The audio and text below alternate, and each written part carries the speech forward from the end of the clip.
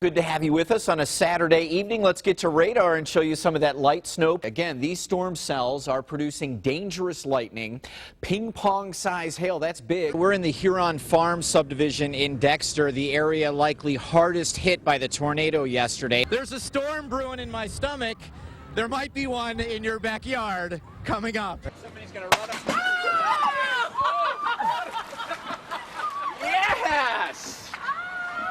I feel good. You know, when in Rome, do as the Romans do. How about the winds dying down out there as well? Let's throw them out and see where they land. Reporting live downtown, Brandon Roux, Local 4. We had near whiteout conditions in many areas today, but I also think that a lot of people not paying enough respect to Mother Nature and slowing down. Visibilities were reduced and the snow was sticking to the roads, and it certainly was tricky. Right now, snow on the east side from downtown Detroit up through Windsor, up Interstate 94, still a slow go, and slick all the way north up through New Baltimore into Port Huron. We have winter weather advisories up through the Thumb region. Want to push it over to another storm cell that is currently moving through Adrian right now. This is the one in Lenawee County, also moving towards the southeast. Between now and 6:30 through Adrian towards Blissfield and Berkeley. Again, these storm cells are producing dangerous lightning, ping-pong size hail. That's big. That's damaging hail, and wind gusts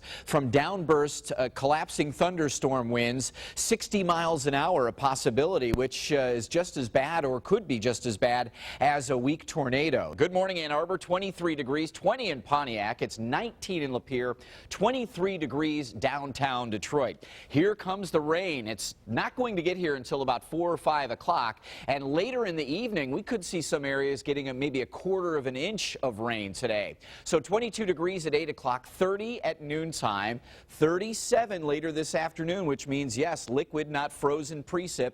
4 and 5 o'clock is when we expect that rain. Lauren? Take a look here. We're showing you a waste management recycling container just completely ripped. I walk right over here and look, it's a light bulb, unscathed. This house just completely leveled on the top floor here. This is a walkout basement down here. I'm not going to get too close. Look at this, a bathtub in the middle of a yard here. You're looking into somebody's shower. Let me show you this house behind me. It's really amazing. Just an example of what this tornado did. Completely ripped off the side of the house, but you look inside and you see the wall hanging, still hanging, the chandelier untouched. It's like a tornado outbreak moving into eastern Pennsylvania, and we've now confirmed 2 tornadoes that have touched down in the Harrisburg area. 2 touchdown near Harrisburg. Very fast, moving northeast towards Allentown, Reading, and Lancaster. So the tornado. 30-degree temperature drop from where we were Monday afternoon to where we'll be tomorrow afternoon. 72 degrees, your current temperature outside right now. We do have partly cloudy skies. You can see these winds coming in west now, northwest at 12 miles an hour. So what do you expect here overnight? We'll show you the forecast, starting with 55 degrees in the city, and that means some of the outlying suburbs we showed you at the top of the show. In Howell, it's already into the mid-60s, so you could drop down to around 50 degrees in the outlying suburbs. But clear skies, very comfortable. You had the AC blasting all weekend long, and you can give that a rest for the next several days. We just hope you weren't spoiled to the point where you may have to throw the heater on. I'm trying to save you some money here. We've got a line of showers and storms. This came through early this morning, and now severe storms along the megalopolis from Boston through New York down towards Washington, D.C. We've been watching this all evening, but it does mean that our skies are clearing, at least for now.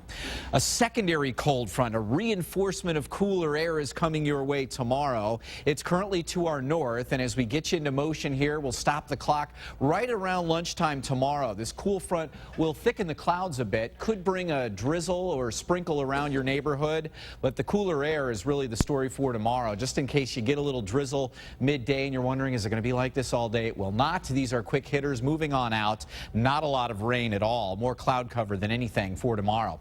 A mix of sun and clouds on Thursday, but here comes the rain. It'll be Thursday night.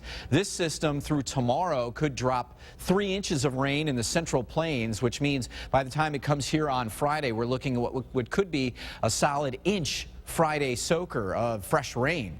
8 o'clock tomorrow, we're at 58. We start mostly sunny, but here come the light showers around midday, 68. Not everybody gets them, and probably won't be a lot. 70 degrees will be your high temperature. Northwest winds 10 to 20. That temperature could come around lunchtime and then cool off significantly as we head into the afternoon. How about Thursday? Waking up in the 40s. Woo! That is going to feel nice and cool. 62 degrees, your high temperature then on Thursday. A month is a long time. We heard a bunch of things crashing around. For reality to set in. It was kind of scary. It was. I want you to seek shelter right now in the lowest, centermost part of your house. Then we heard the siren go off again, and that's when we kind of knew maybe we should be a little bit scared, and we saw it on the news. We have confirmed tornado touchdowns from Riley and Dexter. Jeff Isley was one town away at son Trevor's hockey practice and separated from the family as the tornado struck back home. Pretty scary. I knew it was bad when my dad pulled me off the ice early. A month is a long time, and as the dust settles and the sun sets every night, Huron Farms residents are getting back on track. Progress, however, has been a game of 1 step forward and 2 steps back. It's been pretty much surreal, I think. You know, you leave the neighborhood one day and then you come back and there's another house that's been knocked down. Southeast Michigan hasn't seen a tornado this big since July 2nd, 1997. So I was surprised to learn 1 out of every 3 twisters that touches down here is an EF2 or EF3, which is the size and strength of the Dexter tornado. Where this was much more chaotic just because of the slow motion, especially northwest of the village of Dexter.